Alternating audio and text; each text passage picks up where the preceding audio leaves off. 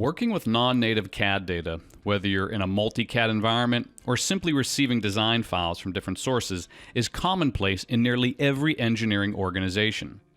That's why Autodesk Inventor 2020 continues to work with tools like SOLIDWORKS, and in this release adds updated translation, import, and export for CATIA, JT, Parasolids, and Rhino. Expanded translation connections allow you to leverage CAD files from virtually any source. This enables you to create designs without having to worry about where the data comes from.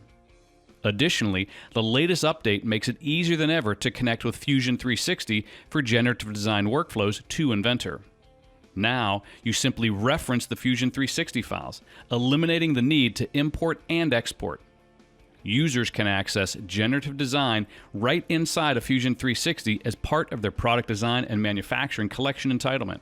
Then get started on setting up and running design studies to find the best possible solution based on the design requirements. Associative connections to Fusion 360 Team and AnyCAD creates a link directly to the generatively designed component. Need to make updates in Fusion 360? You won't have to waste time rearranging your Inventor designs. Instead, a change made anywhere updates everywhere. Keep your assemblies up to date with a single click while preserving your work.